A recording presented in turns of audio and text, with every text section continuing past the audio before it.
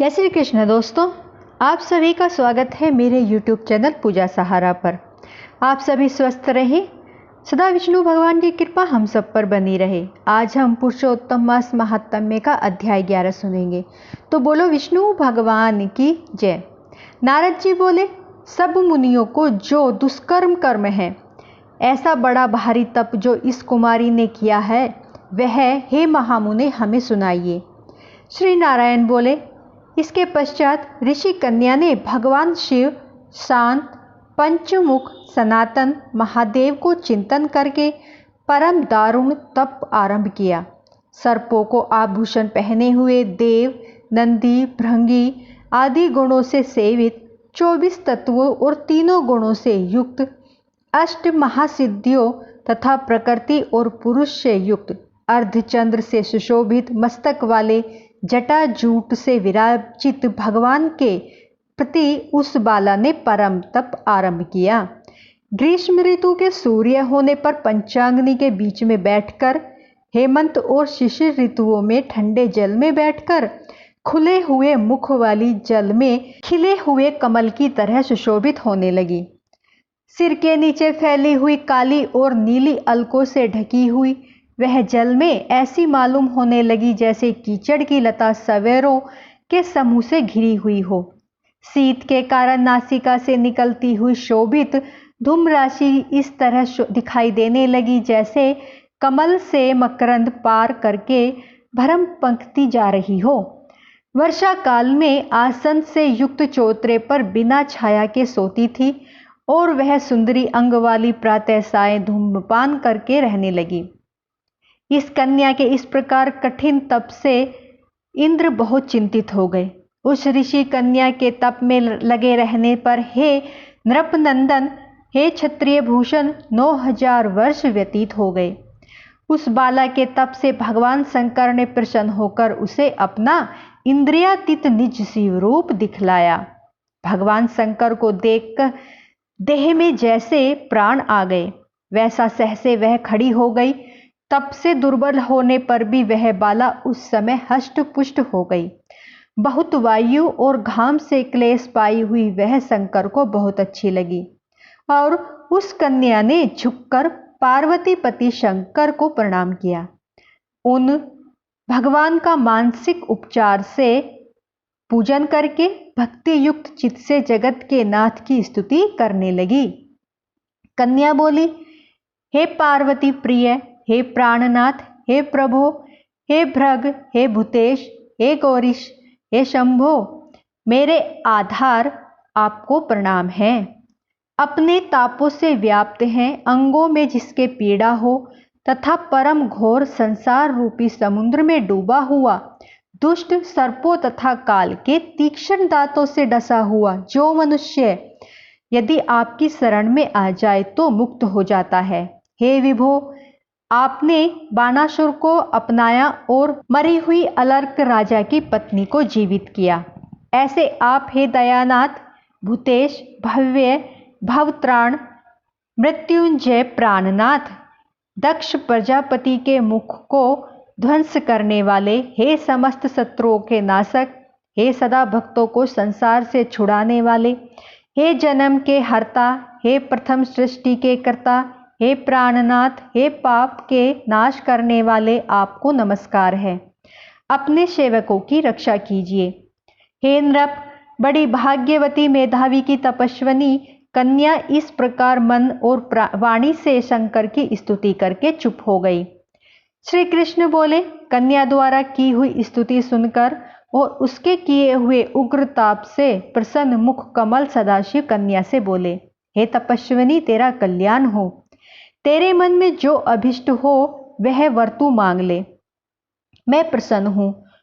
ऐसा भगवान शंकर का वचन सुन वह कुमारी अत्यंत आनंद को प्राप्त हुई और हे राजन, प्रसन्न हुए सदाशिव से बोली। कन्या बोली, हे दया सिंधो, यदि आप मेरे ऊपर प्रसन्न हैं तो हे प्रभु, मेरी कामना पूर्ण करने में देर न करें। हे महादेव, मुझको पति दीजिए, पति दीजिए, पति दीजिए, मैं पति चाहती हूँ, पति दीजिए। मैंने हृदय में और कुछ नहीं सोचा है। वह ऋषि कन्या इस प्रकार महादेव से कहकर चुप हो गई। तब यह सुनकर महादेव जी उससे बोले। शिव बोले, तूने जैसा अपने मुख से कहा है वैसा ही होगा। कन्या, तूने 5 बार पति मांगा है, अतः हे सुंदरी तेरे 5 पति होंगे और वे 5 वीर, सज्जन, सत्य पराक्रमी, यज्ञ करने वाले, अपने गुणों से प्रसिद्ध, सत्य प्रसिद्ध, जितेंद्रिय, तेरा मुख देखने वाले, सभी क्षत्रिय और गुणवान होंगे। श्री कृष्ण बोले, न तो अधिक प्रिय न तो अधिक अप्रिय। ऐसे महादेव के वचन को सुनकर बोलने में चतुरा कन्या झुककर बोली। वह बोली, हे सदाशिव, संसार में एक स्त्री का एक ही पति होता है, अतः 5 पति का वर देकर लोक में मेरी हंसी न कराइए। एक स्त्री 5 पति वाली न देखी गई है न सुनी गई है। हाँ, एक पुरुष की 5 स्त्रियां हो सकती हैं। हे शंभो, हे कृपा निधे, आपकी सेविका मैं 5 पतियों वाली कैसे हो सकती हूँ? आपको मेरे लिए ऐसा कहना उचित नहीं है। आपकी सेविका होने के कारण जो लज्जा मुझे हो रही है वह आप अपने को ही समझिए। कन्या का यह वचन सुनकर शंकर जी पुनः उससे बोले। शंकर जी बोले, इस जन्म में तुझे पति सुख नहीं मिलेगा। दूसरे जन्म में जब तू तपोबल से बिना योनि के उत्पन्न होगी तब पति सुख को भोग कर अनंतर परम पद को प्राप्त होगी। क्योंकि मेरी प्रिय मूर्ति दुर्वासा का तूने पहले अपमान किया है। हे कन्या, वह दुर्वासा यदि क्रोध करे तो तीनों भुवनों को जला सकते हैं। सो तूने अभिमानवश ब्रह्मा तेज का मर्दन किया है। जिस अधिमास को भगवान कृष्ण ने अपना ऐश्वर्य दे दिया, उस भगवान के प्रिय पुरुषोत्तम मास का व्रत तूने नहीं किया। मैं ब्रह्मा आदि से लेकर सब देवता, नारद आदि से लेकर सब तपस्वी जिसकी आज्ञा सदा मानते चले आए हैं, हे बाले, उसकी आज्ञा का कौन उल्लंघन करता है? लोक पूजित पुरुषोत्तम मास की दुर्वासा की आज्ञा से तूने पूजा नहीं की, हे मूढ़े, इसलिए तेरे 5 पति होंगे। हे बाले, पुरुषोत्तम के अनादर करने से अब अन्यथा नहीं हो सकता। जो उस पुरुषोत्तम की निंदा करता है वह रौरव नरक को भागी होता है। पुरुषोत्तम का अपमान करने वाले को विपरीत ही फल होता है।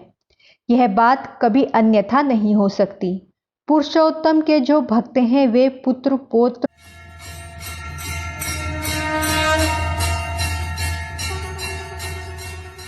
प्राप्त हुए हैं, प्राप्त होंगे और प्राप्त होते रहेंगे। हम सदा सब देवता लोग भी पुरुषोत्तम की सेवा करने वाले हैं। जिस पुरुषोत्तम मास में व्रत आदि से पुरुषोत्तम शीघ्र ही प्रसन्न होते हैं, उस सेवा करने योग्य मास को हे सुमध्य हम लोग कैसे न भजें। उचित और अनुचित विचार की चर्चा करने वाले अतएव अनुकरणीय जो मुनि हैं, उन अति उत्कृष्ट श्रेष्ठ तपस्वी पुरुषों का वचन कैसे मिथ्या हो सकता है? इस प्रकार कथन करते हुए भगवान नीलकंठ शीघ्र ही अंतर्ध्यान हो गए और वह बाला यूथ से भ्रष्ट मृगी की तरह चकित सी हो गई। सूत जी बोले, हे मुनीस, रेखा सदृश चंद्रमा से युक्त मस्तक वाले सदाशिव जब उत्तर दिशा के प्रति चले तब वृतासुर को मारकर जैसे इंद्र को चिंता हुई, उसी प्रकार मुनिराज की कन्या को चिंता बाधा करने लगी। बोलो विष्णु भगवान की जय। तो दोस्तों, आज हमारा अध्याय 11 यहीं पर समाप्त होता है। कल हम नई वीडियो के साथ अध्याय 12 में फिर से सुनेंगे। तो बोलो विष्णु भगवान की जय। दोस्तों, ये हम सभी जानते हैं कि अधिक मास चल रहा है। इसमें हमें ज़्यादा से ज़्यादा विष्णु भगवान और श्री कृष्ण भगवान के नाम का जप करना चाहिए। विष्णु सहस्त्र नाम का पाठ अवश्य सुनना चाहिए। पुरुषोत्तम अधिक मास का पाठ अवश्य सुनना चाहिए। इससे विष्णु भगवान के साथ साथ माँ लक्ष्मी की कृपा भी हम पर सदा बनी रहती है। तो मेरी वीडियो आपको अच्छी लगी हो तो प्लीज़ दोस्तों लाइक, सब्सक्राइब, शेयर जरूर करें। जय श्री कृष्णा।